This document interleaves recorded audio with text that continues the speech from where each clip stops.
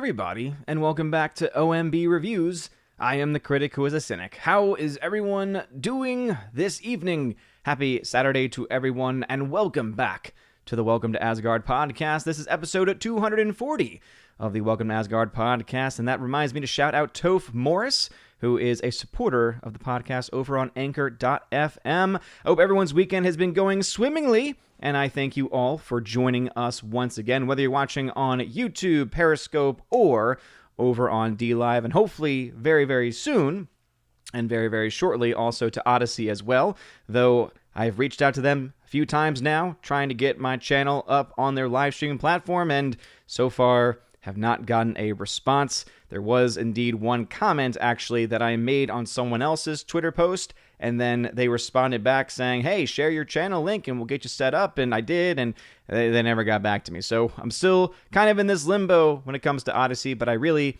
honestly cannot wait to be able to try out that platform, because as you all know, I'm all about the alt tech. But before we talk about some of the subjects tonight, so of course we'll talk about Falcon and the Winter Soldier, which I have unfortunately been watching. It's one of the topics that we talk about on Friday Night Tights, and so I try and watch whatever I possibly can and try and get through as much as I can. And it's been difficult this past week, most especially the most difficult.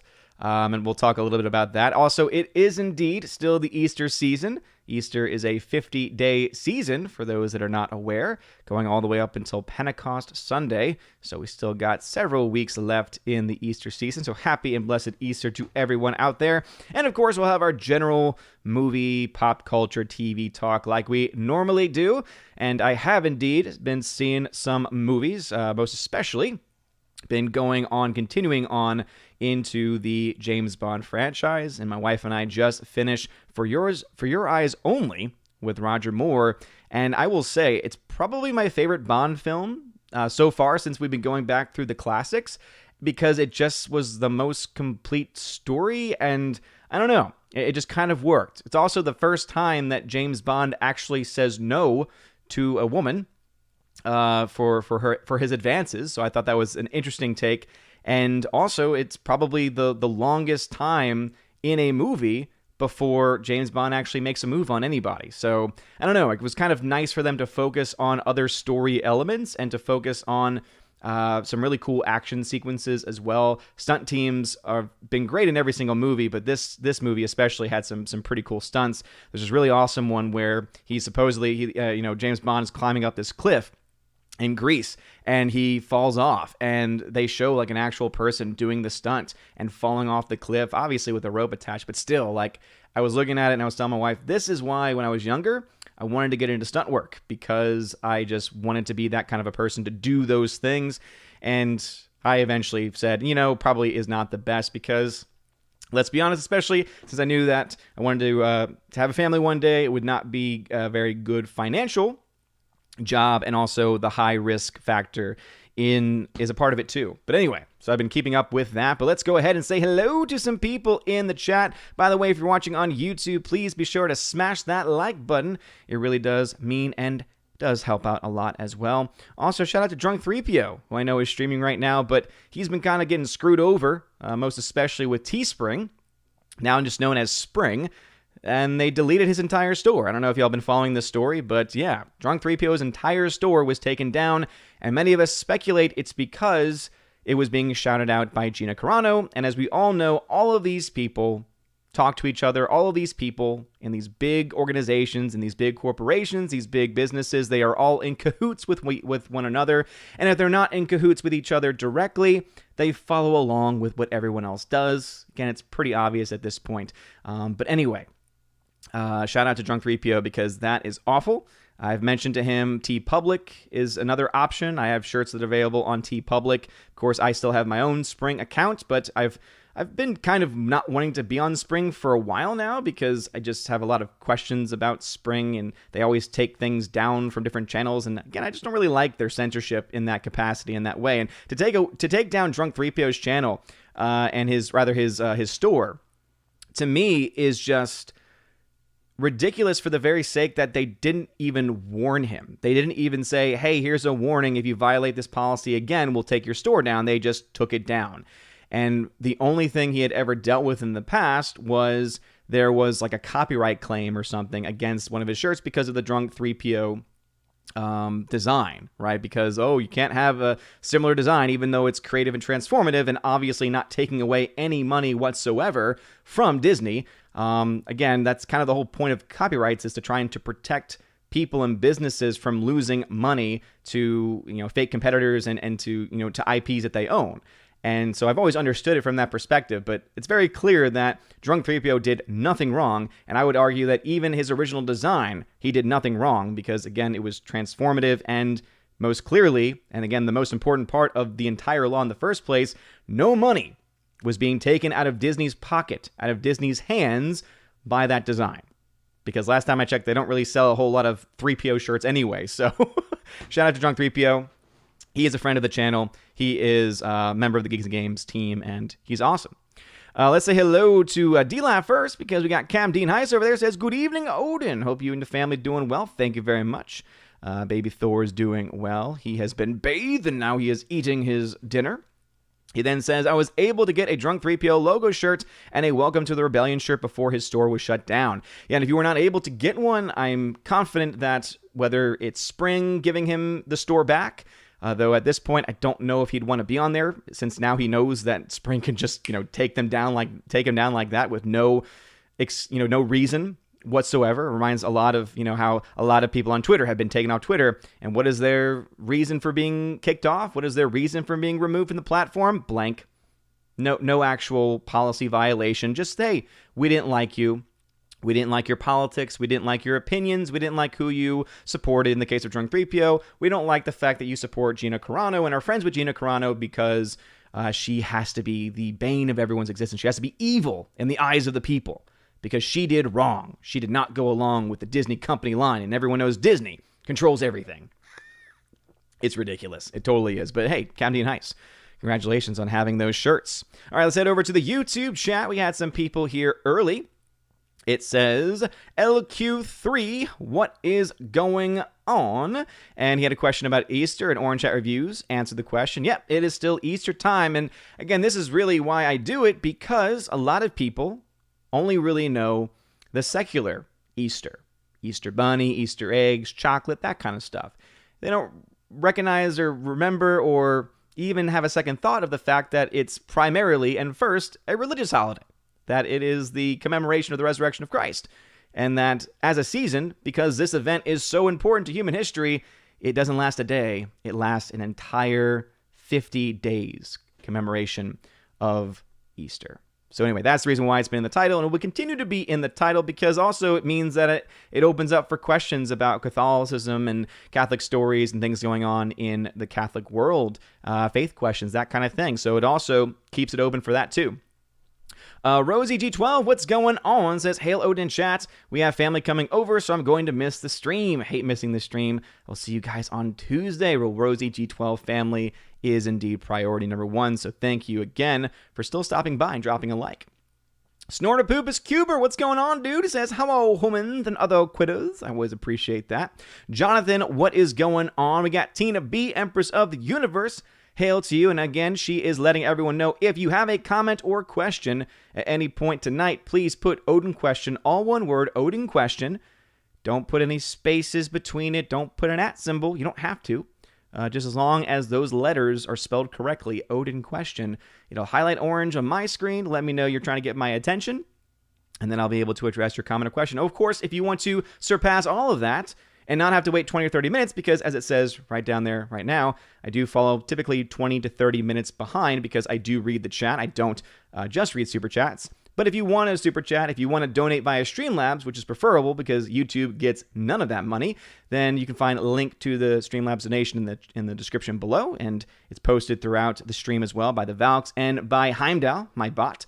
And hey, then you don't have to wait as long, and you can support the channel. So whichever you prefer is fine with me, just as long as you drop a like button. Appreciate it. All right. Golden Ration in the chat. Hail to you. Says, good evening, Odin. Good evening to you. We got Father Christopher Miller. Hail to you, Father. Says, hail to the chat. Might have to watch Falcon just to see how horribly bad it is. I would say that your time is much better spent elsewhere on other shows, on other movies, and other cultural items to consume, and most especially books. Father Christopher Miller, by the way, has a YouTube channel. Go check him out. He is the Nerd Father. He is also the chaplain of the OMB Reviews channel, and it's always fun to have back and forth with him about aspects of the faith, especially when canon law gets brought up. We got Stephanie B. Hey, what's going on, Stephanie B? She is the general of the Valks. What's going on? All right, we got Griffin Turbo, Biffer the Hobbit in the chat. What is going on, peeps? And before the chat is even really, we were at the point of the chat where the show hadn't even started yet. And chat's already jumped on me, but no comments have been skipped, which is fantastic. So let's see. We got Seth Williams. What's going on? Rhaegar Targaryen. Mike Jackson. What is going on? He mentions Ryan. Is Ryan also streaming as well? I did not know. I saw Drunk 3PO was streaming. Forever Sci-Fi says, hail to you, Forever Sci-Fi. Thanks for being a member on the channel. We got the Honker Chonky Funky Monkey. What's going on? Hello, hello, hello. Damn-It-Wonk55, who's a member, says, oh man, I didn't expect this tonight. Thankfully, got the steaks done in time. Didn't expect this tonight? What do you mean, didn't expect this tonight? I stream every Tuesday and Saturday. I'm one of the most consistent streamers there is in the world because I start on time. In fact, I start a minute early just to make sure that I'm on time. Snortapoopa says, Odin watches these things, so I don't have to. Yeah, talking about Falcon and the Winter Soldier and some other movies. Speaking of movies, I'm actually very, very excited because I'm going to be able to get to watch the film Nobody with Bob Odenkirk. And I was worried I wasn't going to be able to see it for a while because it's in theaters and it's on demand. But I obviously don't have time really to go to a theater because of Baby Thor and because none of the theaters here offer any early showtime, so it's already really hard to do that in the first place. And then also because they have it available on demand, but they're charging an arm and a leg for on-demand service, and for me, I just personally, I can't justify it, especially when I'm already paying the AMC Premiere fee, because one, I want to support AMC, I want to support theaters in general, and they're my go-to theater and the most common theater that I have around me. And hopefully one day I'll be able to actually make up the movies that I've lost, hopefully over the summer. But again, if they never have morning shows, it's going to make things that much more difficult. But also, because I'm paying that, I don't really feel like paying extra for on-demand viewing. But I have been able to get access to a screener, so I'm actually going to be able to watch that after the stream. And there's a live show where you'll be able to actually watch along. So if you want to watch the movie, if you don't mind paying the on-demand fee, or if you have a copy or anything like that, or if you're also a part of this as well, starting around 9 p.m. Eastern time, there's going to be a stream hosted by Patton Oswalt, but you're also going to have Bob Odenkirk, who's going to be on that stream, and they're going to be doing a watch-along. So that is something going on, so I just wanted to shout them out because they did give me a free copy to watch, and I, of course, will try and get a review up on the channel. Though, of course, I have a lot of reviews to do for this channel. And as I mentioned, a lot of my extra reviews for especially older movies, older content, probably will be over on Odyssey and Minds.com exclusive, which you don't have to pay anything for. It's not behind a paywall or anything like that. With YouTube, I'm kind of getting over YouTube every day that goes by. But anyway, Chudman Rising, what is going on? James Dachier, what's going on? Robert Frey in the chat. We got 13th Warrior, hail to you. Glad to see you here. Dominic the Writer, what's going on, man? It's a new name to see in the chat. Thank you. Forever Sci-Fi, who's a member, says, I just came back from a walk where I watched a guy put on his mask before running across a 4-lane less than 100 feet from a crosswalk. I'm starting to lose hope for humanity. Yeah, well, at least you don't live in Canada. I don't know if y'all saw this video. I posted it on Twitter because it was making the rounds. And was it Ottawa specifically? But at least one of the provinces in Canada, they're having like such severe lockdowns that they've given their police the authority to stop you if you're leaving your home for anything that's not considered essential. They have the right to question you, and if you refuse to answer their questions, they can arrest you if you are just going out and about and it's not essential. It's not for a required reason. If your reason is not good enough to the cop, they can arrest you for violating the stay-at-home order. That's insane to me. And one of the persons who was on the call asked a question. And the question that they asked was, what if we see a neighbor having, a lawn party with some people outside? And they start off saying, oh, you don't want to have, of course, no one wants to snitch or, report or anything like that. But then essentially said that you should report them, because they essentially trying to make the argument that, well, is it worth saving lives?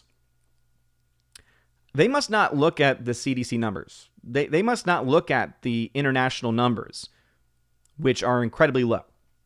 That's a fact. Like percentage-wise, it's incredibly low.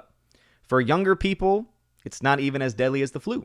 For older people, it's a lot more deadly than the flu. So these are the numbers we have. These are the facts that we have.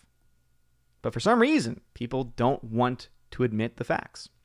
Anyway, Alice McCarthy at 7 o'clock says, howdy, Odin, how's it going? How's Thor? I do not like Falcon Winter Soldier show, and that's saying something when I say it. Alice McCarthy, for those that are just joining us, and maybe for the first time, Alice McCarthy is notorious for having terrible opinions on movies.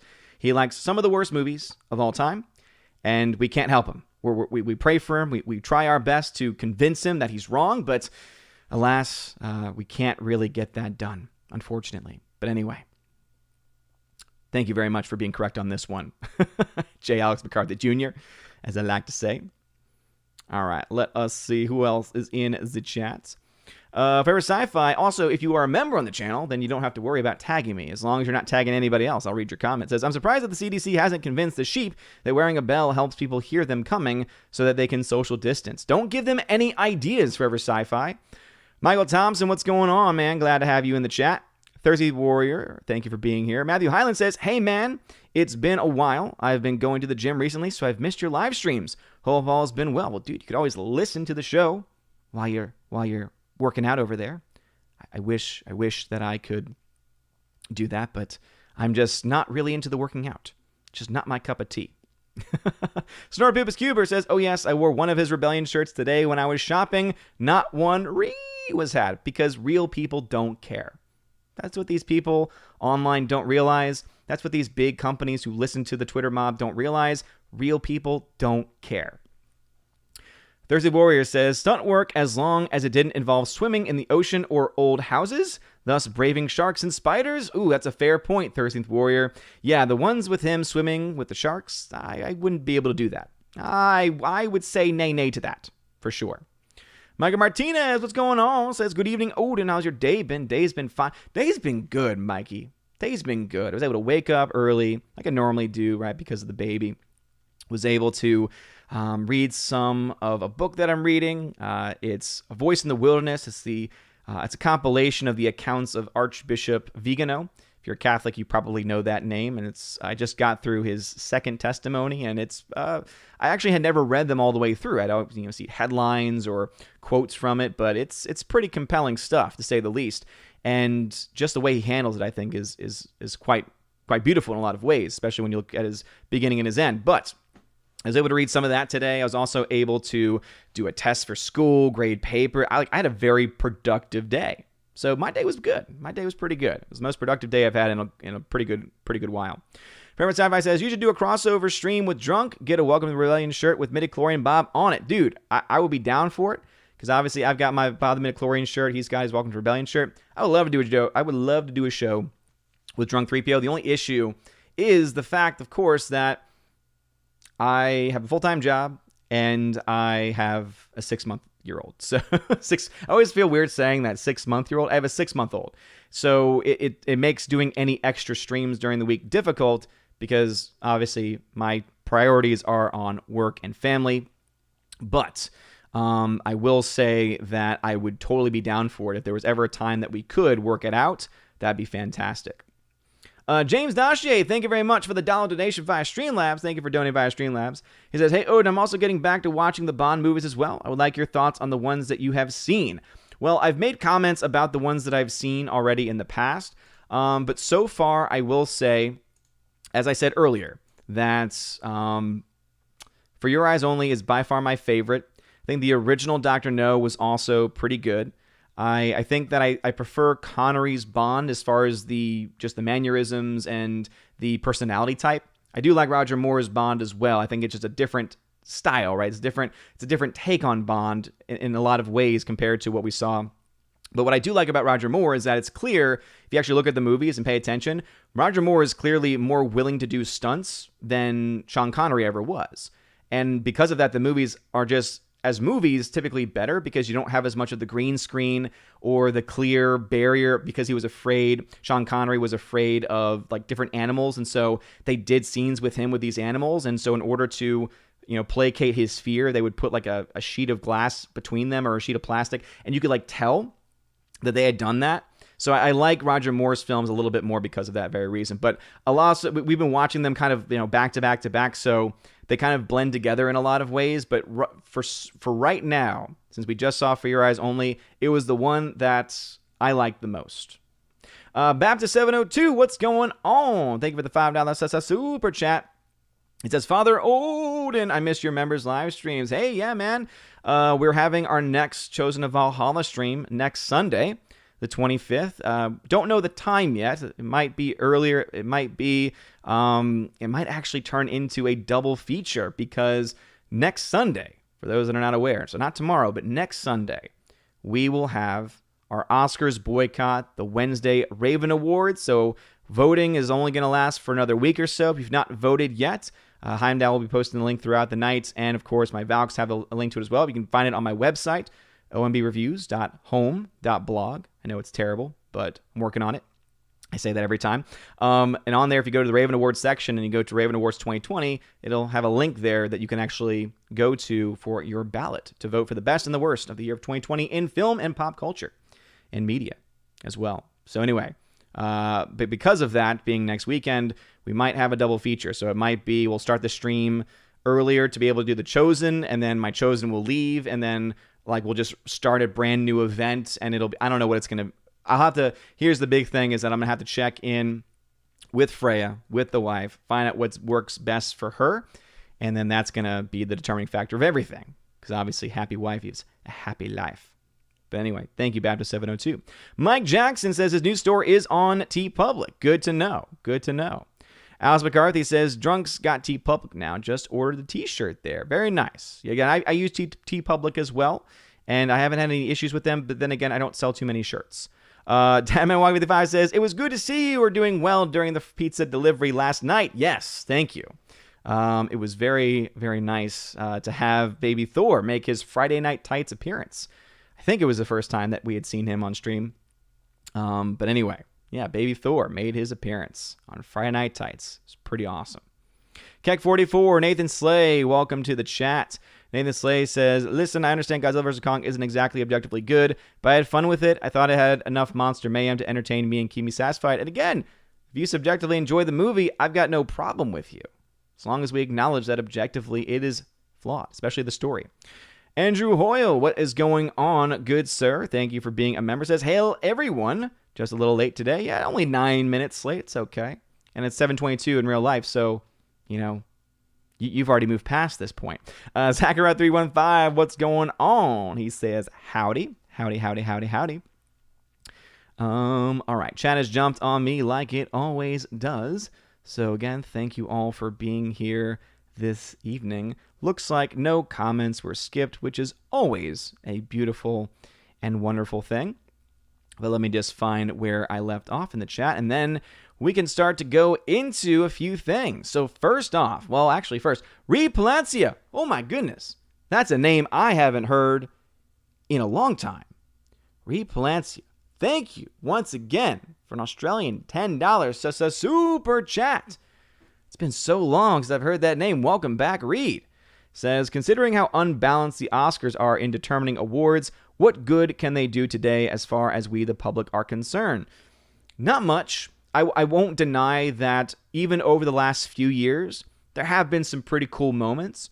Whenever there's an actor who has spent years and years in the business, especially ones who never really got political, but just really were focusing on their craft and focusing on the movies and focusing on the stories that they were telling, whenever they get their due, those are always nice to see. It's more so, I think, in the technical categories. Like, for instance, when Roger Deakins finally won an Oscar, that was pretty cool, right? Because it's like, okay, finally the biggest show that there is for movies acknowledged that he is worthy of the best of their awards, and he's been worthy of it many, many times beforehand.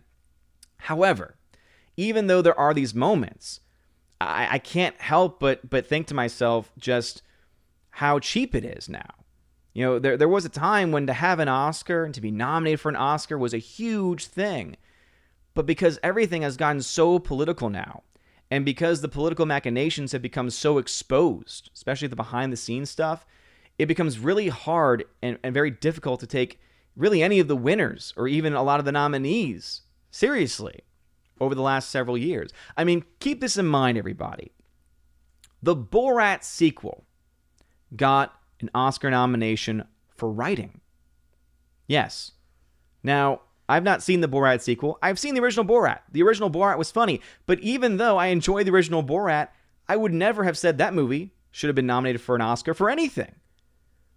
Because that's just not what kind of movie it is.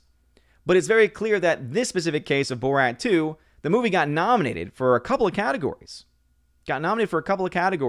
And the reason why is clearly because it was political in certain ways. Because it went after Trump, and it went after Trump, appointments and people that were connected with him. Like, it was very clear that this politicization was going on. And Lord knows that they're going to bring it up again and again and again come Oscar night as well. So yeah, I don't think that they add anything to the public anymore. I don't think they mean anything anymore. They've lost any sense of mattering at all, which is one of the reasons why I was motivated not just to boycott the Oscars with the Raven Awards, but also to try and create something new, something different.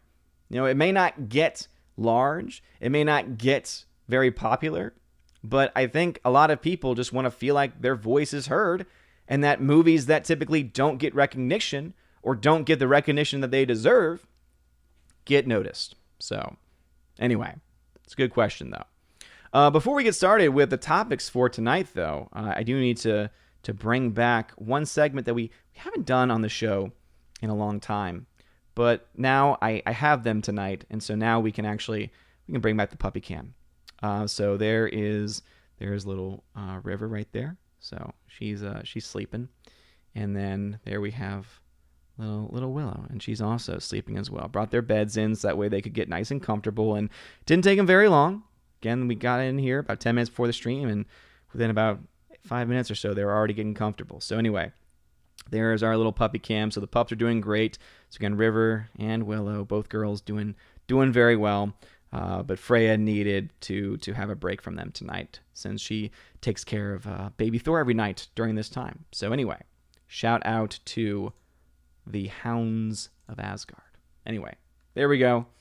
I know some people have been asking for it every now and then, and there you have it. Hound and Burger says, is Heimdall really a bot or just another member of the Geeks and Gamers that Jeremy is mind controlling as the leader of the Fandom Menace cult? Well, clearly that's the correct answer because Jeremy's running everything. I mean, Jeremy runs this show. I mean, it's kind of hard to deny that at this point. If IMDb says it has to be true, right? If Wikipedia says it, it's got to be true. But anyway, so let's talk about Falcon Winter Soldier a little bit. So I've been watching from the beginning, and I know that some people might bring up and might be critical, and I'm sure that some people have even left the channel because I'm very critical of Disney. You all know I'm very, very critical of Disney. I call them out constantly whenever I talk about Disney. I always bring up the fact that they indeed, at the end of Mulan, shouted out a paramilitary group connected with the mass genocide of the Uyghur Muslim population going on currently in China. Something that international bodies have only just recently begun to actually acknowledge, and there are many that haven't even acknowledged it yet, even though we have data, we have facts, we actually have testimony and other pieces of evidence to show that this is exactly true. But I have Disney Plus. I still have Disney Plus. And I totally encourage anyone who has Disney Plus and is paying for Disney Plus that if they have the means to do so, right, you're not splitting it with your wife or your husband, that you cancel it. I do promote that. But I also still have it. And there's a couple reasons why. For one, my wife wants to have Disney Plus. I can talk to her and I can explain things to her, but she wants to have Disney Plus still. Not to mention, of course, secondly, I have Disney Plus through Verizon. So it's actually free. So it's actually no cost to me whatsoever. So technically, my money is not going towards Disney Plus or Disney at this point from that subscription. So that's the other thing going on there, is that I'm getting it through Verizon. So therefore, Verizon's paid them for the ability to have access to it, but no extra money is being paid per month in order to have access to it. So just a couple things there. But even if that wasn't there, again, if the wife wants to have it, we're going to have it, because there are some old school movies and shows before Disney was incredibly woke, before Disney went and fell off a cliff, that, we still obviously have a lot of love in our hearts for. But anyway, because of that, I have been able to watch every single episode of The Falcon Winter Soldier. And since the first episode, you could tell the direction that they were going in. For instance, you have this amazing opening scene in episode 1 where the Falcon's on a mission. And that had me hooked. The first 10 minutes of that episode, of episode 1, I was like, this is awesome. If the rest of the show's like this, they have a winner on their hands. But it wasn't. Then we spent more time going over to Falcon's backstory with this family boat that was broken down and they didn't have the money to fix it. They're trying to get a loan from the bank, and then they're trying to, again, from the very beginning, as soon as they're not doing that fight scenes, the action sequences, they start to lay on the, things are different for different people of different races and colors. We don't live in a truly equal society in 2021, and that these clear violations are so visible that everyone should be able to see them. Don't get me wrong, right? These violations do happen, right? There are still tons of ists and phobes out there. There's no denial of that fact. But to try and act like it's pervasive and that it runs the culture is just, one, a fabrication of reality, and also dangerous, because when you convince people to believe that lie, it just makes things even worse. It just raises tensions. It just raises the temperature of the water. And that's exactly what they did. And a couple episodes, was the second or third episode after that, there was a scene when you had Bucky, the Winter Soldier, and you also, of course, had Falcon walking in a neighborhood. And this is a point that was made last night on Friday Night Tights. It was a predominantly black neighborhood. And then you had 2 cop cars pull up to them because they were having a verbal altercation, which only lasted a few seconds. And yet, somehow the cops were just magically there to try and say, well, what's going on here? And who are they talking to? They're asking, is everything okay, sir? Oh, yeah, that's right. They're talking to Bucky.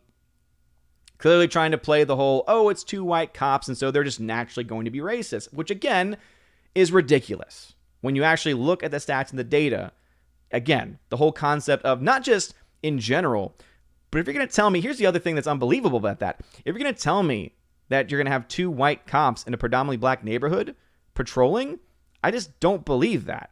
Because in most police departments today, they try and get a lot of diverse people in there, specifically people from the community, because those people are going to have a lot better outreach in those communities. Because some communities are much more closed off and do not trust authority figures. But if it's someone from their community, they're much more likely, even with the badge, to actually listen to them. So that was already something that I had an issue with. And maybe Tina, because she worked in law enforcement, maybe she can back me up on that. But that was already kind of off in the first place. But then, of course, the whole dynamic of them trying to say, cops are bad, cops are racist, was, again, ridiculous. This most recent episode, though, was by far their worst transgression. It was by far the worst things that they could have ever done. Because not only do they have in every other episode all of these things that they insinuate, messaging, and in some cases are pretty clear in their messaging as well, this one they just flat out said what the point of this show was. Because they go to this character who was also a super soldier. He was in the super soldier program, and you find out his story. That basically him and other black men were chosen to be in the super soldier program under experimental treatments. So that was the first thing. Oh, okay, so they're doing experimental treatments, and they're okay, I get it. And then they talk about how it worked with him, and instead of him becoming a superhero or working for the government, they just did tests on him like he was a lab rat. And that's why he has this basically says that he hates America. More or less, he says that he hates America. He's like, I can never trust this country. I can never support this country for what they did to me. Okay, there are some people who have gone through that in their life. I can understand that. But again, this show has a clear message that they want to put across. Then in that same scene, you have him talking with Falcon, right? You have him talking with Sam, and they are going back and forth here. And at one point, this older man says the words that he, first off, that, I forget the first part of what he says. But anyway, he mentioned about Captain America's shield, right? And about the moniker of Captain America is what he mentions at first. But he says the words, "No self-respecting black man would ever take up the shield." He says that.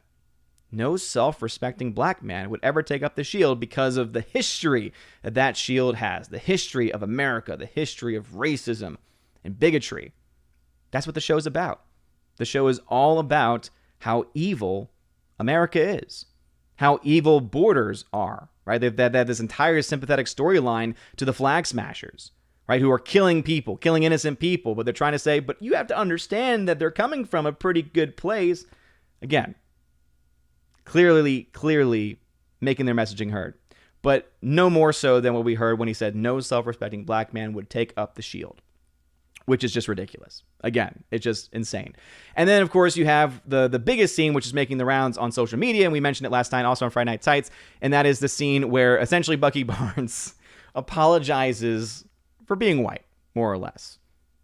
He says the words, "I don't think any of us had any idea at the time what giving that shield to a black man would say, what giving the shield to a black man would mean for that person. And for that, I apologize." He apologizes for essentially being white. And what's funny about it is that he then gives the shield back to Sam. So he makes the point saying, "We didn't realize what giving this shield to a black man would mean. I'm sorry." And then he gives it back to him. He does the same thing, and it's like, so you're going to apologize again for giving it to him a second time? And then you go back to the message earlier, no self-respecting black man would ever take up the shield, and then what do we see next? A whole montage, rather, maybe it was a little bit before this. But anyway, after the moment of him saying no person, no self-respecting black man would ever take up the shield, what happens? Sam Wilson trains with the shield, becomes proficient with the shield, so therefore is very much prepping to take up the shield. So is the show then trying to say that he's not a self-respecting black man? Like, you see how they're messaging. Like, they're laying it on so thick that they don't even realize that their messaging is so convoluted that it doesn't make sense. Their messaging is so convoluted that it doesn't even work in the realm of an actual story. So this show is trash. I want to say, first off, though, kudos to visual effects team. Visual effects have been pretty on point so far. There's been some pretty good acting in the show, too. Right? There has been some pretty good acting in the show. And as I said, that opening sequence in the very first 10 minutes of the entire show is pretty awesome.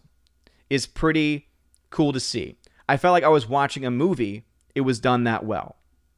But then, of course, they have to ruin it.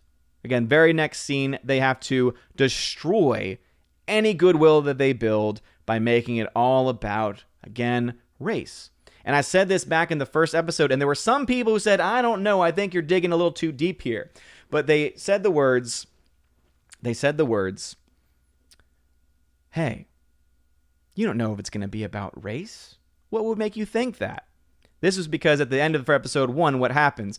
Sam gives up the shield, episode 1, and then they say, "This is the right decision. We're going to put it in a museum, right? No one else can take up the moniker." And then what do? They give it to a white man. And I was like, that's going to come up again. That is totally going to be the narrative of the show, is that they gave it to a white man. We can't have a black man being Captain America. That's going to be the messaging.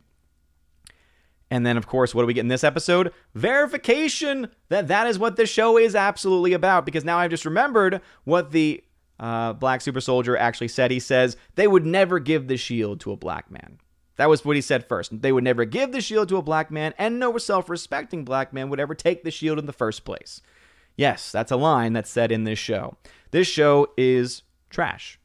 It is. It might have some objective qualities that are good and worthy of praise, as I mentioned, the visual effects team, some of the acting, the production team behind it. People who are actually regular everyday workers who are just working for a paycheck. Again, I give shout out and kudos to them. But to the writing team, you're trash. To the writing team, you have taken what could have been a cool show, turned it into social justice warrior nonsense, and I hope and pray that regular everyday people leave that show and leave the show behind. I don't know what the numbers are for it. I don't know how well they're doing because, of course, they can hide those metrics however they want. But man, oh man, it's getting pretty bad. Anyway, those are my thoughts on Falcon and the Winter Soldier. Let's get to some comments, though. We got some action going on over on D-Live. Captain Dean Heiss, thank you for the 5 ice cream donations. I appreciate it. Daniel Thorne also in the chat over there. Heading back over to YouTube, we do have a super chat that was sent 10 minutes ago. Apologies it took this long, but it was right at the beginning of when I was talking about this subject. Repalancia, thank you for a 50 Australian dollar super chat. Dude, thank you, man. I appreciate it. He says, I miss the old critics that knew the history of directors and writers whilst giving a critique of the movie. These days, it is anything but. It is like a builder that talks about weather and does nothing with materials. Love your post. Well, thank you, Repalancia. I really do appreciate that. And yeah, I miss those days as well. I miss the days when the vast majority of reviews for a film that you would see would actually be about the story, would actually be about the objective elements, and you could have a pretty good idea of how good a movie was or not. And maybe you would have a few. Maybe you'd have a few outliers. Maybe you would have a few on the fringe that were political or that were SJWE or anything, but they were extreme elements. And obviously there's extreme elements in anything in life, in any structure, in any construct. But now it's flipped. Now the vast majority of reviewers are political hacks, are political commentators masking themselves as movie reviewers. And now the minority are the people actually looking at the actual qualities of the film itself. And that's on both sides. Right, there are people that I agree with, and I agree with their opinion, but I still have to admit that they're still coming to it from a political perspective. But yeah, it's sad. But anyway, Repalancia, thank you very much. Very generous super chat. I appreciate it. The Wake Down, what is going on? Thank you for the $2 super chat. He says, hail, just a friendly reminder to watch The Rover. I'll do what I can.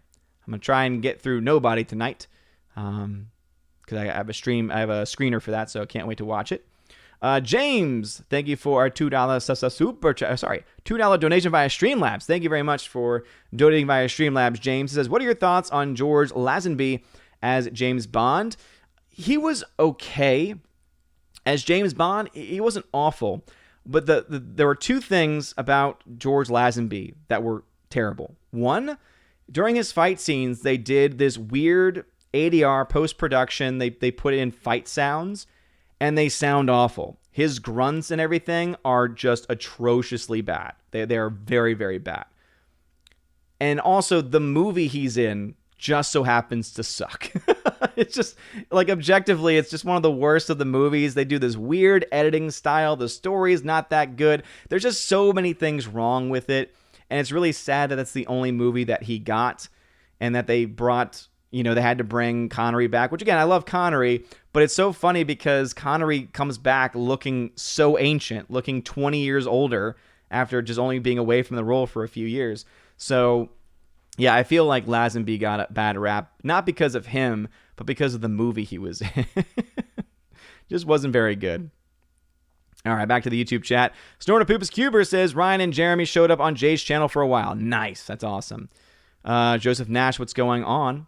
Dadman Walking 55 says, I'm sorry, I've got so many channels now that I've lost track of who does what when. No problem at all. Just know that I am the most consistent of them all. Inflame Wood, what's going on, dude? He's a supporter of the channel. Always glad to see you in the chat. Hunga Chunga Funga Monka says, Nobody. That made a whole movie about little old me. Did it? I don't know.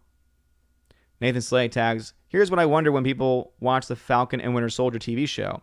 Why watch the TV show when you can just watch The Incredible Captain America, The Winter Soldier?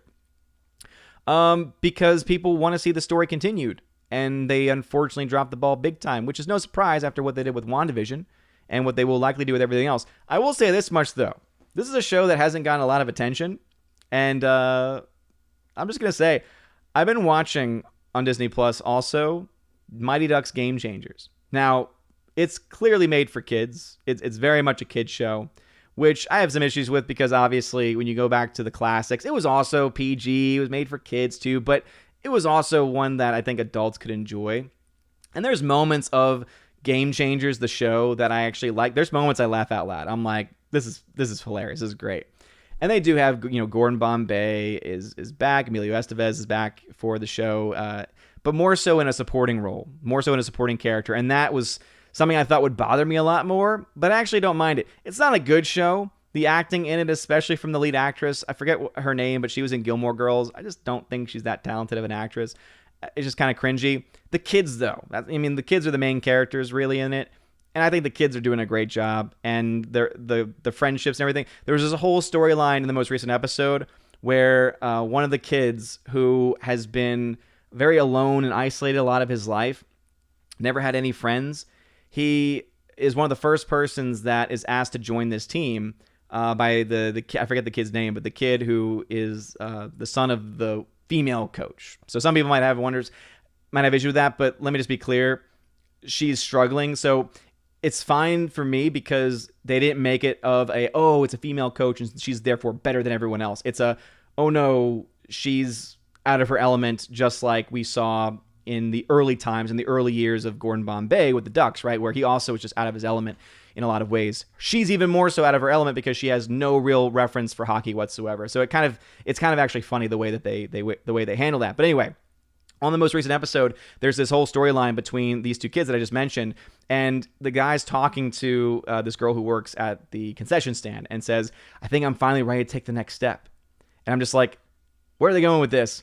But then it's like, I think I'm finally ready to ask him to be my best friend. And I'm just like, that's hilarious. That's great. So they're playing it in the typical trope of like what you would normally see with, boyfriend, girlfriend, people who are like about to say like, I love you for the first time. But instead it's like, I want him to be my best friend.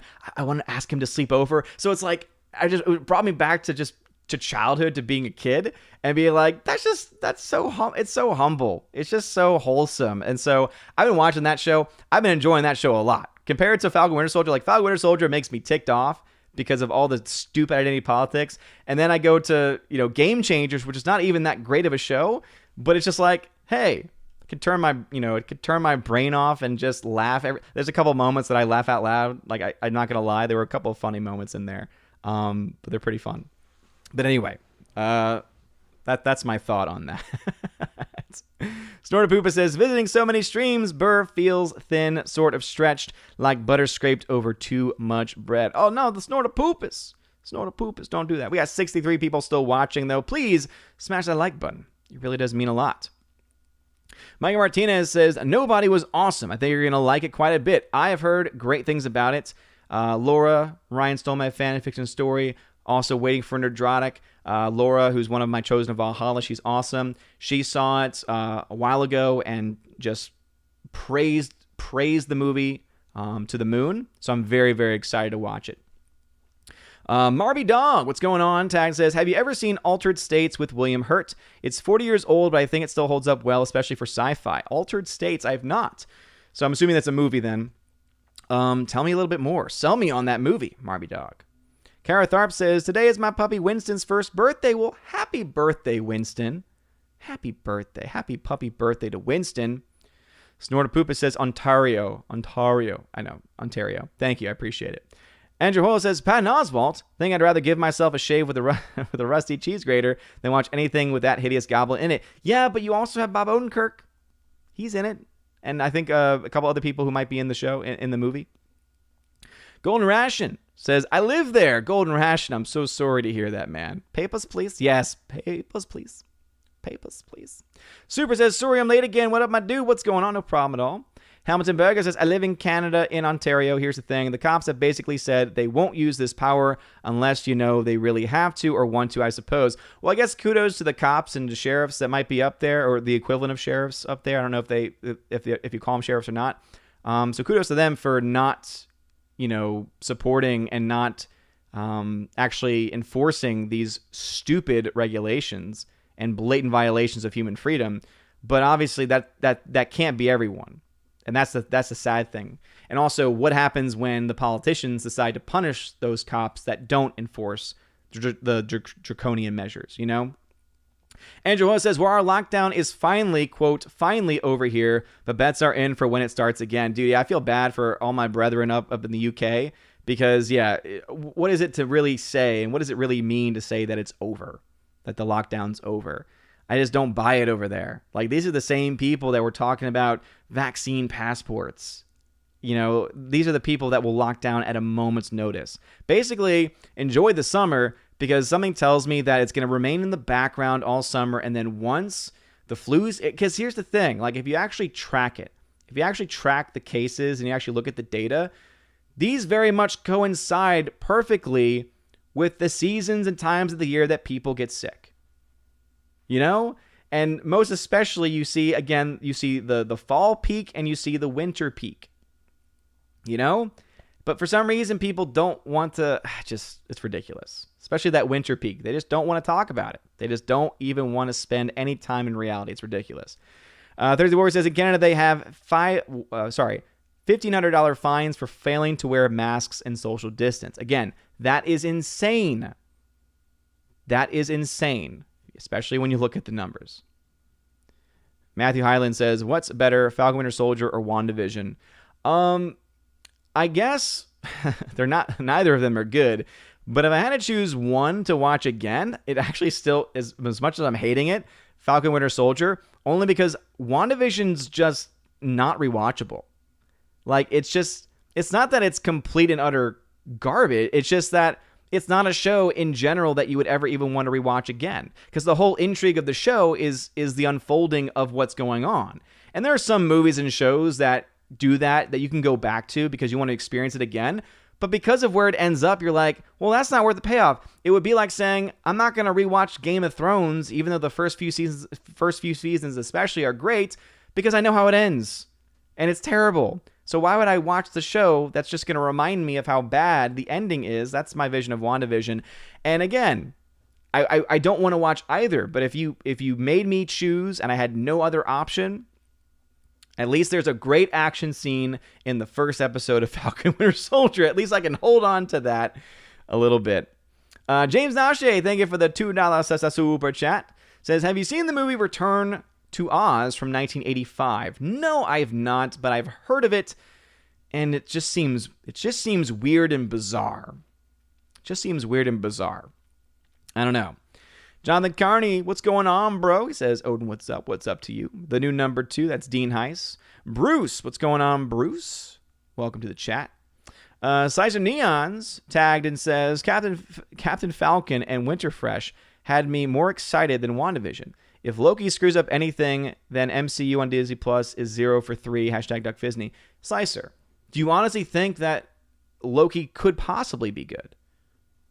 I mean, at this point, you look to the track record. They've done 2 Marvel shows, and they've both been terrible. They've both been filled with identity politics. What makes you think Loki's going to be any different? So anyone that has high hopes saying, well, maybe Loki looked good, the trailer looked good, don't look at trailers at this point. Remember that you can make really good trailers for really bad movies and, by extension, shows. Go based on track record. Go based on, okay, what has this person done in the past, right? That's what we do for directors all the time. Is this movie going to be any good? Like, is the next Christopher Nolan film going to be any good? I don't need to see a trailer to know that I'm going to give it a chance because his track record is very good. Now, if you ask me, oh, what if the people that did, what if the people that did Captain Marvel do something else? I'll say, they did Captain Marvel. Why would I watch it? That's a bad track record. So let's go to that. Instead of saying, well, the trailer looks good. No. Bruce says, hail to the All-Father. Hail to you, Bruce. Glad to have you here. BH, what's going on? Thank you for joining and following my channel on Odyssey. I appreciate it. These live streams do go up on Odyssey. It takes a little while to process, but again, can't wait to actually live stream over there as well. Nathan Slay says, one of the biggest missed opportunities in Godzilla vs. Kong was that Kong didn't yell, save Mothra. And then to which Godzilla would yell, why did you say that name? I'm kind of glad they didn't, though. That wouldn't have saved it. Micah Martinez says, my day was pretty good as well. I got some stuff done around the house and did some community service hours for college next year. And I start my first job tomorrow. Whoa, Micah Martinez, dude. Congratulations, man. Hope the job goes well. It reminds me, I forgot. I also mowed my lawn today. So there's also that. Sasha Neon says, Roger Moore Bond films throw me off. I always think one is called In the Pale Moonlight. But then I remember that a Star Trek episode, DS9 rocks. Nice.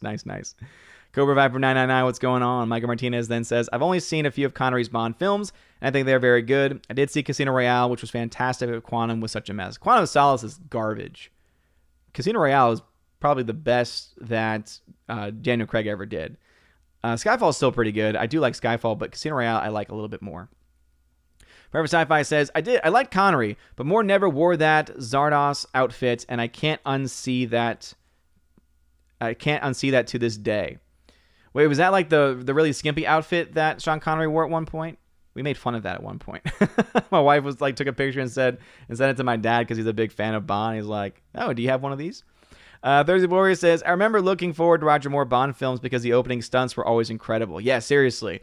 And it works a lot better because it's a lot more believable when you have him doing some of the more safe stunts. Right? The fact, like, just something as small as him actually driving a boat is huge. You wouldn't have seen that with the Sean Connery days. Like, I'm pretty sure there's several times where Roger Moore's actually driving a car as well. Yeah, the effects just look a lot better in those movies.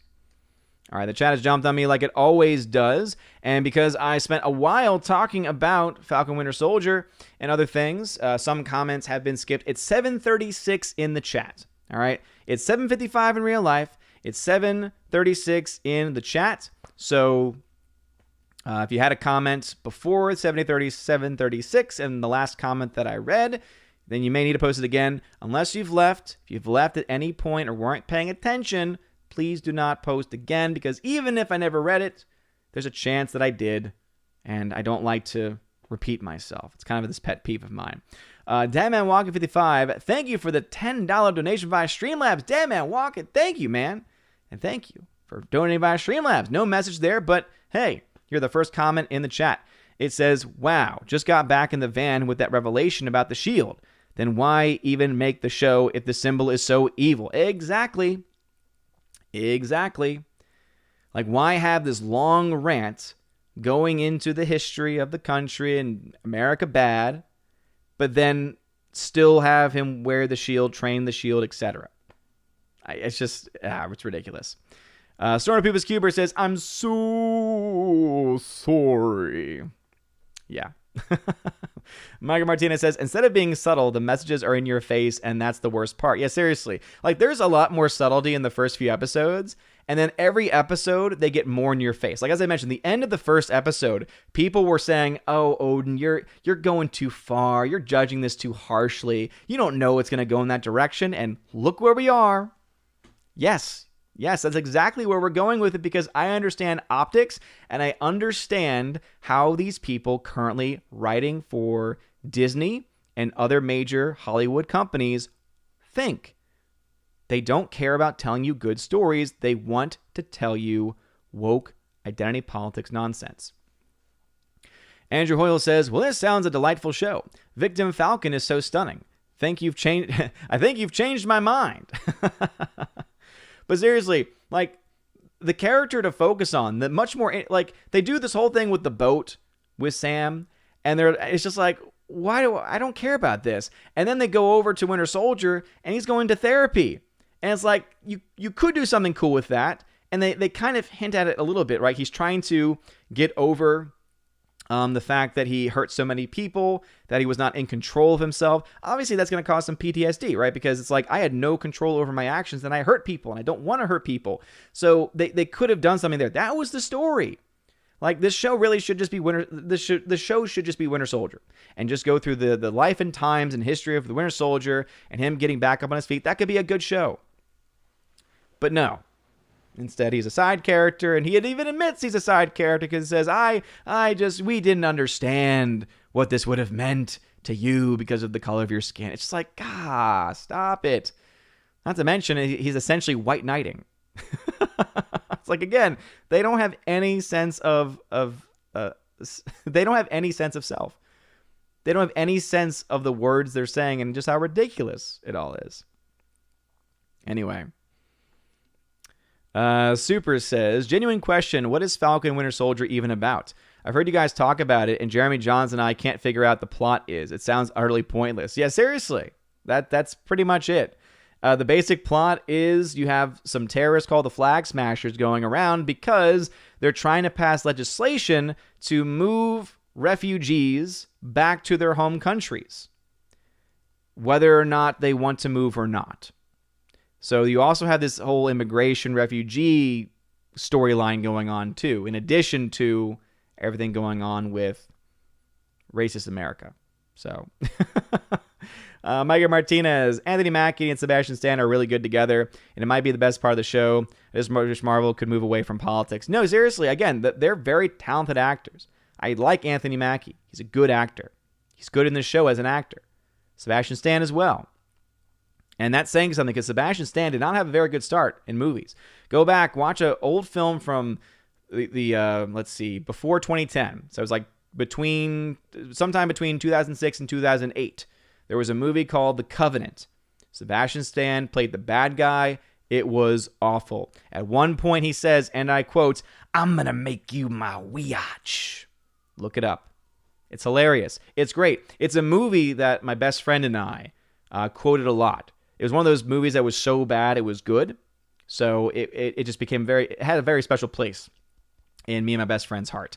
And so Sebastian Stan actually has come a very long way. And that really started back with the movie The Winter Soldier, which is still solid.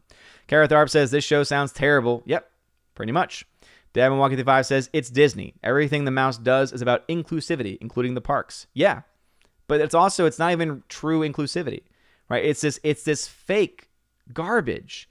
Like, that's what drives me crazy about all this stuff is that they don't actually care about diversity. None of these people do. If they cared about diversity, then they would have people with different opinions in them as well. But they don't. That's true diversity.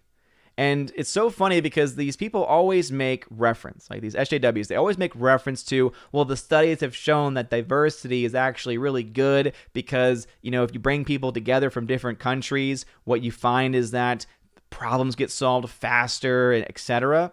And it's like, think about what you just said.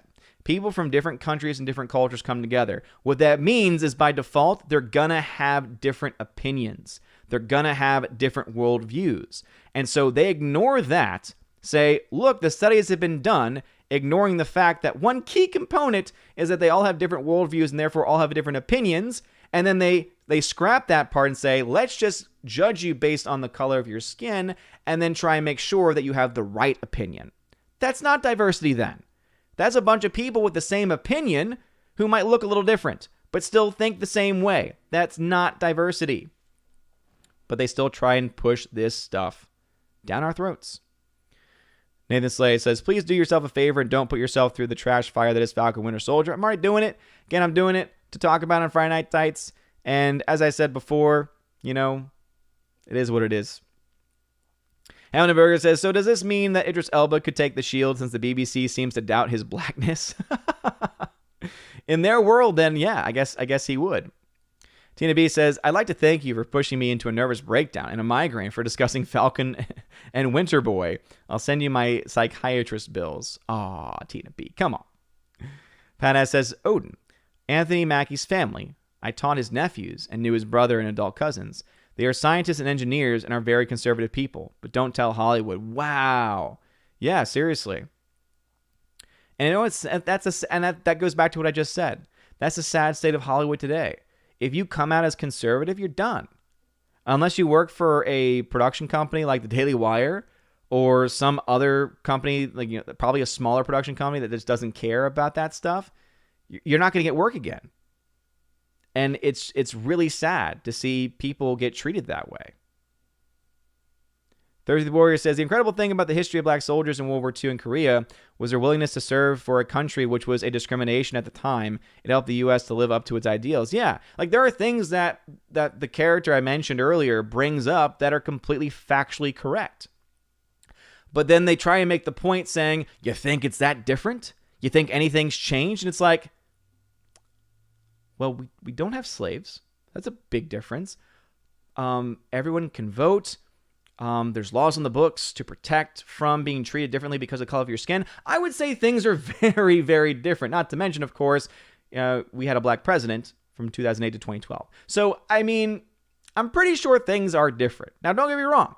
As I said, there are still people out there that are despicable people. That's true. But to try and pretend like the culture and that society is still stuck in the 1940s and 50s mentality about this stuff is just nonsensical. It's ridiculous. So that's the fact that the show's even trying to make that point is insane. The Wake Down, Tag 742 says, nobody was actually pretty good. More comedy than I expected and not as woke as it was advertised by the media shills. I haven't watched a trailer for it, and I don't want to. Because I don't. If it's there, I'll call it out. But if it's not there, I can just enjoy it for what it is and not for what the media want it to be. And we see that happen a lot, right? Media love to try and make every single thing, even if it's not directly about politics, which is sad. And it's about pushing an agenda rather than calling out and criticizing something. I should make that clear. Kiga Rogers, what's going on, man? Nathan Slay says, with all the wokeness in movies and TV shows these days, I kind of wonder why I was born during this time. I mean, I love my friends, but I still wonder. Yeah, I mean, it's a question that we all ask, but there's a lot of other things going on in the world, too, that are a lot more important than this stuff. Eric Jewett, what's going on, man? He's a member. He says, evening, folks. I'm a bit late this evening, but love the conversation so far. Well, Eric Jewett, thank you for being here, man. Appreciate it. Alrighty here. Let's see. Paul and Kondo, what's going on? Eric Jewett says, I don't understand why they don't take Marvel Comics series and turn them into Disney Disney Plus episodes. You see, that's a problem though, because they would be taking the wrong ones. They would be taking all the storylines, all the story arcs. They wouldn't be taking from classic stories. They would be taking it from the more recent runs, which have become increasingly more political. So I'm kind of glad they don't do that, because that would just mean it's like they're essentially doing that, but instead they're telling, different stories. Alex McCarthy says, I quit Mighty Ducks Game Changers after episode 1. They Jake Skywalker Gordon Bombay. No, they didn't. If you keep watching the show, they actually go into the reason why he doesn't coach and why he hates.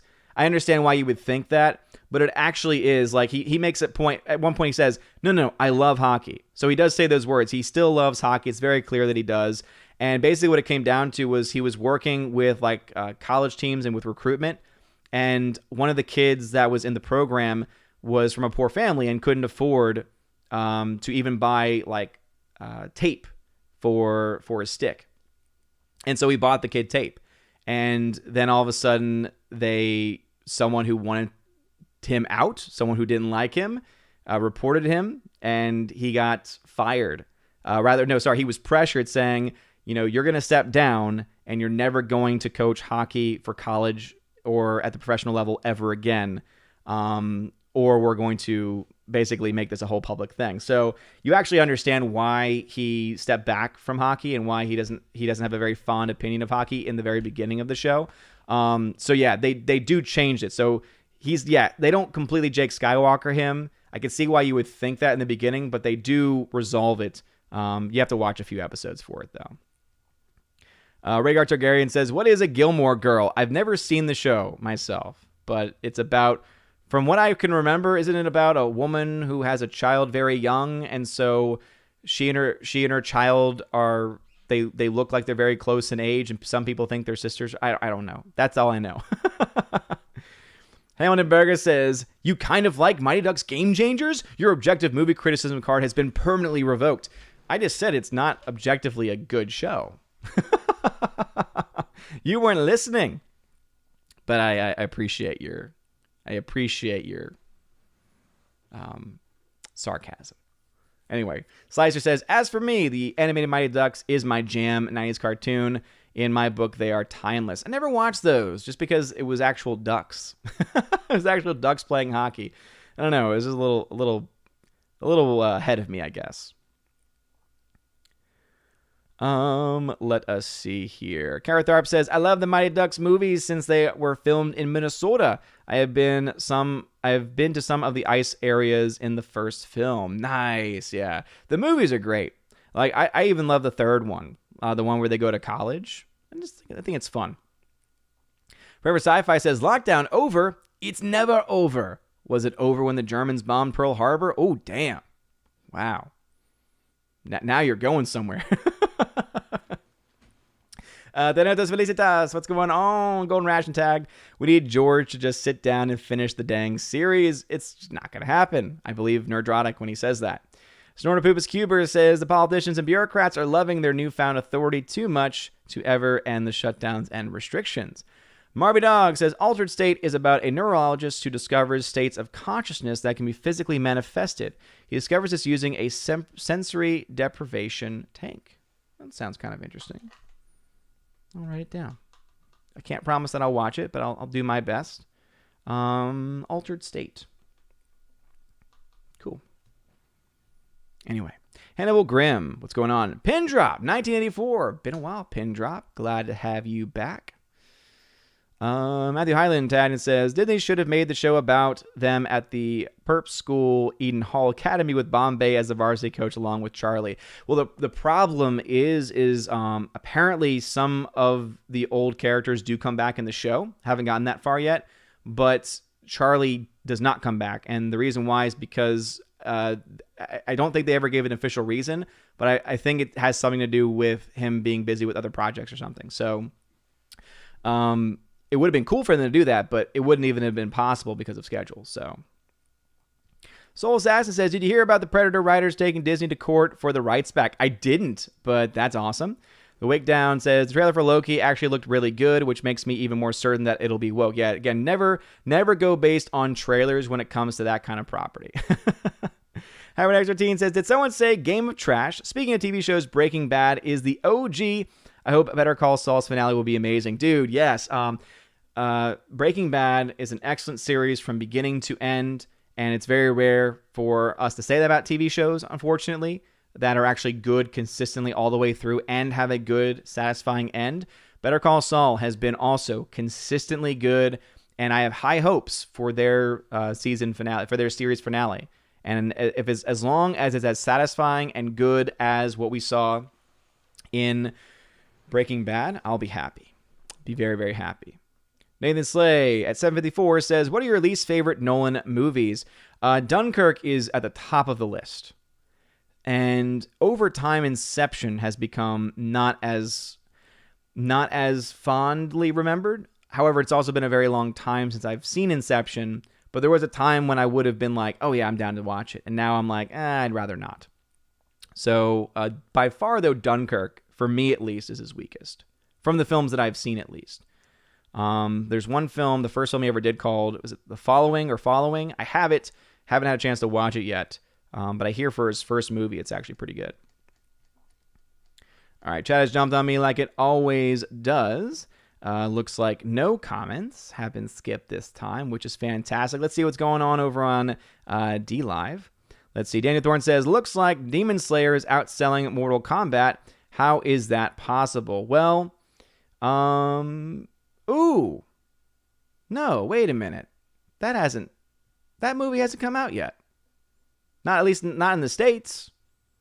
So I don't know where it came out already.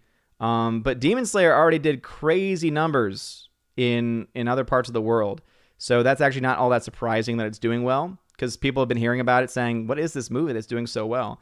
I don't know where Mortal Kombat's out right now, though, because that movie doesn't come out on HBO Max, at least, until next weekend.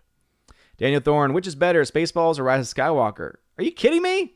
Spaceballs, easily. Spaceballs is amazing. What are you talking about? Daniel Thorne says, don't forget, nobody has a mid-credit scene. Okay, very cool. Daniel Thorne says, Tuesday is 420. Are you going to do anything special on stream? No, because that's just another day of the week. I'm a straight edge, bro. No alcohol, no drugs in my life. I don't need that nonsense. Waste of money, waste of brain cells, waste of time. Bonemo, what's going on, man? He says, I take it that Falcon and Bucky is as bad and stupid as I thought it would be. Yep, it certainly is. Daniel Thorne then says, Letterboxd has a list. The world is hell, hopeless cinema. From what you said in the last stream, these are your type of movies? The world is hell, hopeless cinema. What? I'm confused by that.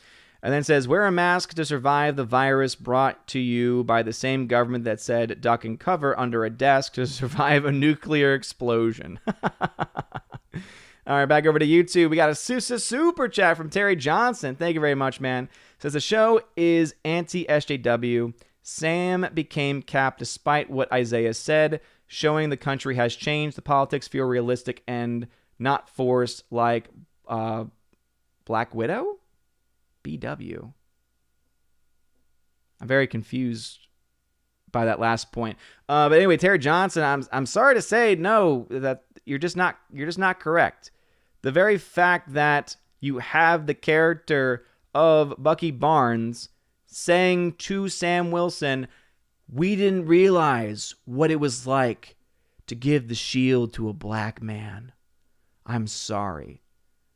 You can't defend that. There's no way to say that's not SJW.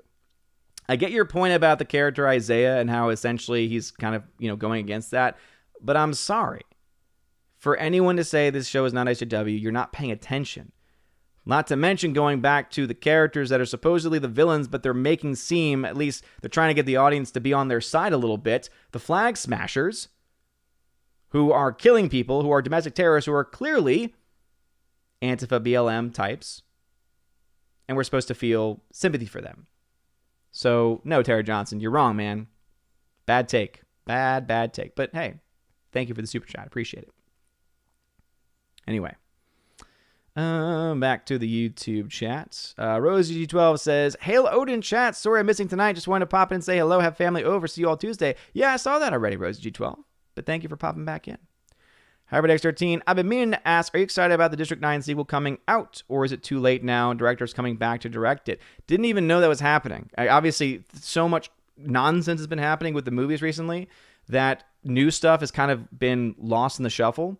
So I don't know how to feel about it. Yeah, I think too much time may have passed, but having the same director come back, Neil Blomkamp, I think he could do good work with it. It's really going to depend on what kind of story he's trying to tell and also where he goes with it. Because I feel like the story does have, a good ending to where you don't need to have a second movie to it. But I mean, the universe and the world that's built there absolutely could be followed again with another movie. But it'll be interesting. Forever Sci-Fi. I'm not even going to read it. I saw what you said. Not even going to read it. Orange Eye Review says, Odin, I honestly think that Hollywood is purposefully trying to get people to not want to watch them. They know that they are a greater number, and yet they do not learn. It's truly pathetic and sad. I think it's multiple things, right? For one, it's very clear that there are people at the top who have the same beliefs and mindset as the woke mob on Twitter. Like that's very clear that they're in the same camp as far as their mindset is concerned. It also could be that there are people, because we've seen this happen where campaigns have been brought where they believe that when there's a dust up on Twitter, that somehow is indicative of real life. And we know anyone who is aware of reality and talks to real people knows that's not true, that the people who make up the dust ups on Twitter are a very small portion of the population. And so that these people make decisions based on that.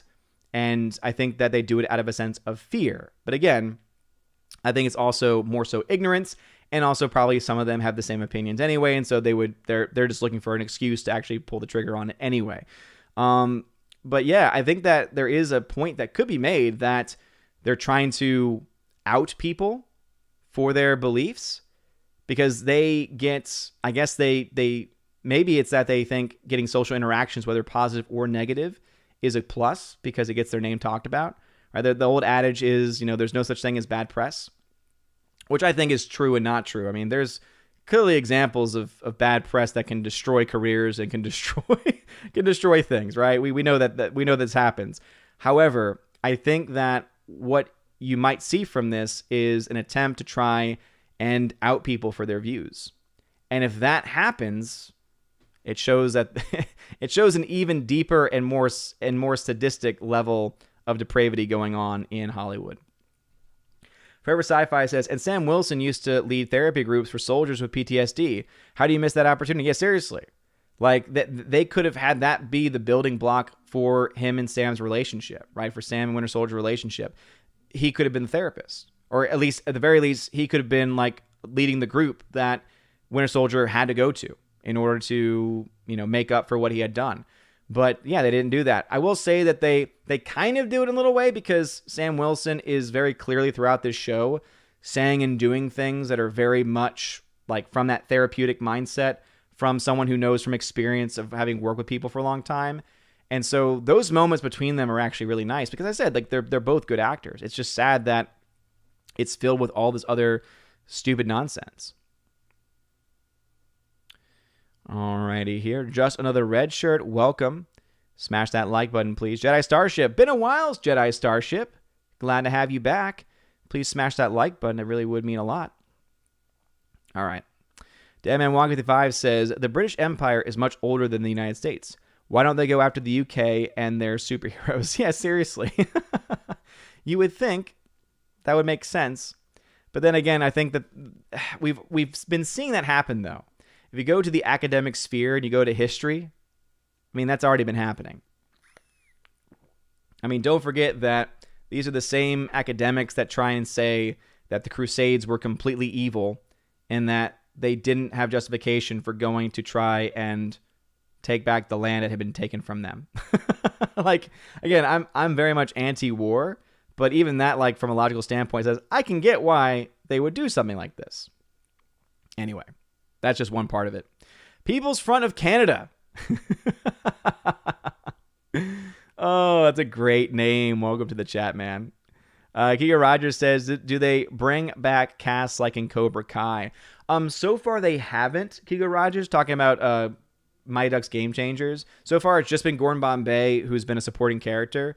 But I know that I've seen a photo, and I know that there's been mention that at some point in the show they bring them.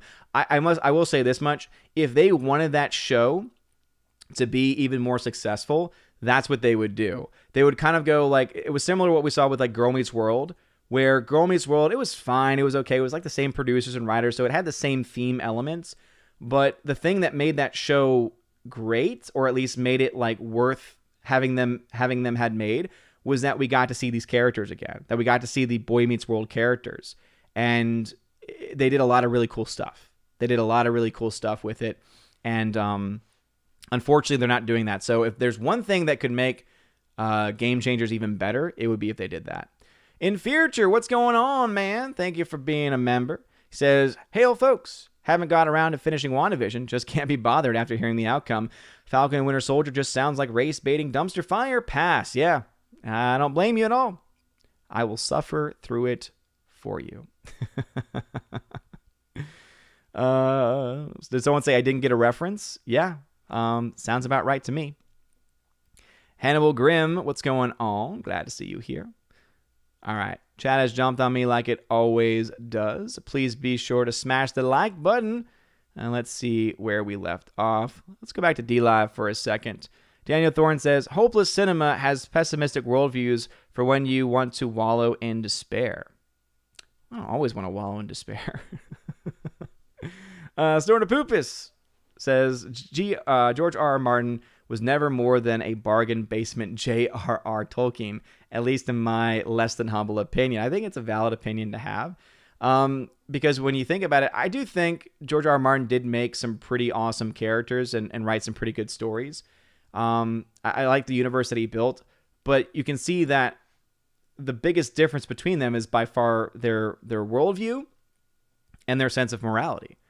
Because you know that J.R.R. Tolkien is better than George R.R. Martin when he can tell a compelling story that you care about the characters with, where you're emotionally invested without needing to use foul language, without having to use sex, nudity, etc., or violence, or rather excessive violence, right? He focuses more on the actual characters and the actual story itself. So that to me is what makes J.R.R. Tolkien better, is the fact that he doesn't have to rely on kind of these cheap elements, because that's really what they are. I mean, they're cheap elements that are meant to enhance things, but really in the end are just completely unnecessary. Father Chris Miller says, I'm back. just towards the end of the stream. We got 7 minutes left, so we're about to switch over to members-only comments. So if you're not a member, I would probably hold on questions just because I probably won't be able to get to them. But anyway, Father says, I'm going to have to hate watch Falcon. Well, good luck with that. Nathan Slay, did you know that Godzilla smiled when he was beating Kong up in Kong versus Godzilla? I did not. Doesn't really mean a lot to me, though. DiamondWalker55 says, I'm glad to hear I'm not the only one that felt that about Dunkirk that way. I'm interested in war history and movies, but it felt like historical events were a side story. Yeah. Because there have been some really good war movies. And I'm just like you, where I like historical stories. I like historical movies and that kind of thing. But yeah, Dunkirk to me was telling a great story as far as just the actual history, but just really didn't live up to it. Just really did not live up to what that story deserves.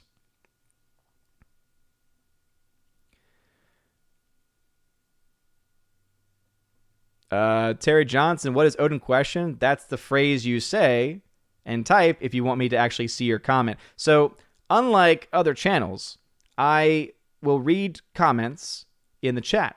However, in order to make myself sane and get through your conversations that you're having with each other and just random comments in general, I just ask that you type Odin question. And obviously you haven't been watching the stream or haven't been watching the stream for very long or don't watch the stream very often because literally there's a ticker below me that always says, please type Odin question. And also I'll fall 20 minutes behind or so. But anyway, if you're just here to defend the show, I'm sorry, man, you're in the wrong place. It's just not going to happen. JKD76, evening kids, just lurking tonight. Well, thank you for being here and smashing the like. Rhaegar Targaryen says, only David Lynch can save the DC universe now. Get him for the next Superman and Batman movies. No! Damn you, Rhaegar Targaryen. No! No David Lynch. No David Lynch. I don't want it. McQueen, I don't want it. McQueen. Daniel Thorne says, Mortal Kombat isn't out yet, but checking future showtimes, there are more sold-out shows for Demon Slayer than Mortal Kombat. Well, that doesn't really say much of anything by itself, because you have two different audiences there in certain respects. You also have the fact that you don't know what the theater size is, because when I worked in theaters, a movie like Demon Slayer, even though it did really well overseas in certain countries, a movie like that in America would be put in a very small screen. I'm just going to be honest. Like that's how it was. Films where we didn't really know how well they would do, we'd put them either in the small theaters or the little or the medium-sized theaters.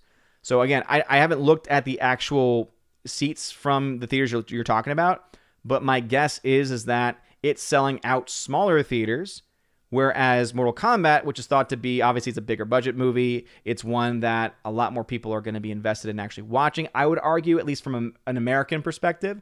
And therefore that might be the reason why that is the case. And also other parts of the world too, right? Not just America, but other parts of the world too. Really outside of the Eastern market, I think that you're not going to find as much love. I mean, if you're going to ask most people in the Western audience, which would you rather see, Mortal Kombat or Demon Slayer? Most people are going to say Mortal Kombat because there's more history there. There's more investment there from those audiences. Whereas in, markets like maybe China or Japan or Korea, who maybe have, because again, also Demon Slayer, from what I can remember, right, it's following a specific show, an anime, which is either it was an anime first or was based off of manga, I forget. But it's, again, a story within that culture, within that era. So I think that might be the reason why. But again, that's just speculation on my part. But also, I don't know what part of the world or what part of the country or anything like that you're in. But that would be my guess, is that it's selling out smaller theaters spaces. And also remember too, we're dealing with theaters being at certain capacities. So not only do you have a smaller theater, you have a smaller theater that's stuck at 25-50% capacity, depending on where it is. And that can make a huge difference. You can have a movie sold out a lot more quickly. There's also the chance that the show times have been sold out, even if the seats haven't been sold. Sometimes theaters will do that to hold off for spacing concerns. And it could also be that they're there just in case the other ones sell out, and they say, oh, now we can actually open those up. because sometimes those will just show up as sold out, even if they're not. Just a thought. Again, just from someone who worked in a movie theater, that's what I can think of. All right. Let us see. Eric Jouet says, Sex and TV book movie series lets the audience know that the writers are running out of content and fall back to filler. Yeah, that's pretty much, in my view, what it is, because they understand that if they put a curse word in there, it's going to cause this reaction in the brain, and people are going to be like, oh, that was just said.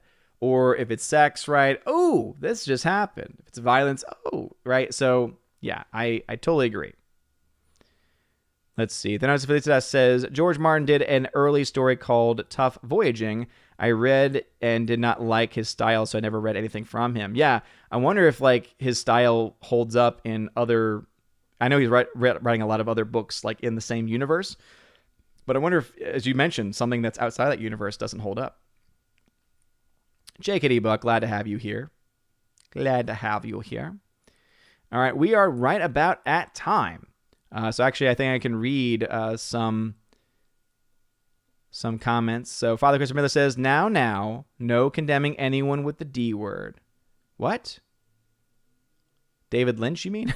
J.K.D. Buck says, nothing better than Mystery Science Theater 3000. Soul Assassin, fun fact, if you say Odin question 3 times in your restroom window, you get a phone call and Odin says you just made the list. Because I hate repetition. Golden Ration says, Demon Slayer is manga first adapted into anime and film. That's what I thought the process was, but I wasn't entirely sure. Forever Sci-Fi says, say not the word of curse. Huh? WB says, are we members only? Well, I mean, we're running out of time. So, all right, we're right at time anyway. So I decided to read some of those extra comments since looks like we have a smaller crowd tonight, which is always fine by me. Father Christopher Miller says, you said the damn word. I'm okay with that. I don't personally find that word problematic, but that's just me. Because if you say dang, you're saying it with the same intent, but it's a different word. If that makes any sense.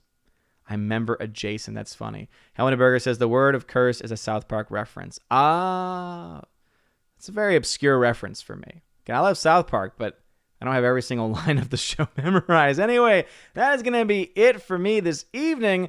Guys, please be sure to vote in the Wednesday Raven Awards. I'm going to post a link to the website in the chat on YouTube and on DLive. So again, go ahead and follow that. And you'll find a link to a ballot where you can fill out the best and worst of movies and pop culture and some of the worst, SJW of the year, SJW screenwriter, NPC of the year, things like that. Fun categories like that. Tons of fun. Father says, so if I say poop instead of the S word, yes. Again, if you're saying it with the same context, if you're saying it with the same intention, I don't see how there's much of a difference. It's just my thought. Daniel Thorne says, I'm in New York City. Well, that makes even more sense because New York City is still having a lot of restrictions. So not only would it be in smaller theaters, but also their capacities are going to be a lot smaller. So that actually makes a lot more sense to me. But anyway, DLav fam, thank y'all for being around tonight. I don't think we'll have a chest opening tonight. Maybe next time. I always want to make it worth y'all's wild. Worth y'all's wild? I don't know. But anyway, we'll do the chest opening probably next stream. But you guys are great. G-Man just coming in last minute for shouting out my YouTube members. G-Man, thank you for the $5. That's super chat. Odin, you are the Batman of pop culture. You fight not because you know you'll win. You fight because it's the right thing to do. Thank you very much, G-Man. I really do appreciate that. And yeah, I totally agree with the assessment that I don't think I'll win. When as far as the culture war is concerned, I don't. But that's why I hold on to things like faith, because that battle has already been won. As bad as things might seem sometimes, that battle has always been won, and that is one of the things to remember during this Easter season. But a shout out to the members of the channel, the Army of Asgard level and above. We got Window Liquor, Your Muslim Uncle, Kara Tharp, Eric Jouet, Rich the Savior, Damn Walking 55, M Tax Shark, Forever Sci-Fi, Rosie G12, Andrew Hoyle, Eric K, Orange at Reviews, Adam Avery, Twirly Wolf, Jay Stowe, and Aiden Vickery. You guys are all fantastic, amazing people. Please be sure to vote in the Raven Awards, and also please be sure to follow the channel on Twitter, on Minds.com, also over on Parler and Gab. I don't really post to Parler and Gab except links for the show, but if you use those platforms, they are there for you if you want notifications for the streams and stuff. I just post a link beforehand, and hopefully I'll be available over on the Odyssey platform for live streaming in the very near future. Andrew Hoyle's a member, says, I voted, where's my sticker? I don't know. I don't do stickers. I wish I did. But hey, I voted in my local elections, and I have a sticker, and I was putting them on my old interface. I voted 2 times since I moved here, and so here we go. But anyway, you guys, seriously, you're all amazing and beautiful people. Thank you all very much for being here. We have a show coming up on Tuesday, the One Man Low Council. We'll then be on Friday Night Tights on Friday. Then on Saturday, we'll have our Saturday night stream. And then on Sunday, we'll have the Chosen of Valhalla live stream. And at some point, we will also have the stream for the Wednesday Raven Awards. There's a chance, in order to make that work, especially again, I'll talk to Freya. Maybe I'll cancel the Saturday stream next week. I don't know. Don't quote me on that quite yet. I got to talk to Freya and work that out with her. But anyway, before I go, though, because I know there's a lot of people that are fans of them, let's go ahead and see if I can get one last shot for the puppy. There we go. So we got River right there, and she's just chilling. She's just being a good girl. And then there's Willow with her legs stretched out. She's so lanky. But anyway, there's a little bit of the pup cam for everybody to enjoy before we head out. So anyway, thank you all very much for being here this evening. You guys are all amazing and beautiful people. Hope you all have a wonderful day and night. And as always, God bless. And now for a huge shout out to all of my April Patreon and Subscribe Star members: Andrew Hoyle, Animation Commentator, Biffer the Hobbit, Brian P., Divex, Enrique Evangelista, Dion, Father Christopher Miller, Hail to you, Father, Father Damian Cook, Garrett Searles, Humor and Hobbies, Inflamed Wood, It's a Trap Productions, Jason Clark, Jacob Juice, Jeffrey Toone, Jonathan Carney, Lance, Laura Story, the Modern Major General, Mike Jackson, Mad Mitch Dunaway, Mr. Peabody and his evil twin with the beautiful hair, On to June, Orange Hat Reviews, Out of Step with Reality, Priscilla Hall, Riff Magos, Rosetta Allen, Steve Glasker, Teresa Martin, Theodore Bendon, Tina Bojan, and of course, the Empress of the Universe, Tina B. And my Subscribe Star remembers, Subscribe Star I did it again. Subscribe Star members: Fast Reaction, Nosferatu Gatsu, Stan 4, John B, Perpetual Punster, Mr. Roy, Glinzer, J. Alex McCarthy Jr., Dean Heiss / the new number 2, J-Rod the Beer Guru, Nebanon G. Adams, and ZK-Man. Thank you to all of my Patreon and Subscribe Star members. If you want your name shouted out at the end of every single video and live stream, check out the links in the description to find out how to sign up on Patreon and Subscribe Star. Also, you'll find out how to get access to things like giveaways of Blu-rays and 4K titles and digital codes, and also access to an exclusive podcast for my Keepers of the Bifrost, and also the Chosen of Valhalla level, where you can not only get all of those things, you also get a t-shirt and get to be featured on a live stream once a month hosted on the OMB Reviews channel. Anyway, if you want to have access to any of those things, check out the links in the description for Patreon and Subscribe Star for more information. You guys are all amazing and beautiful people. I hope you all have a wonderful day, and as always, God bless.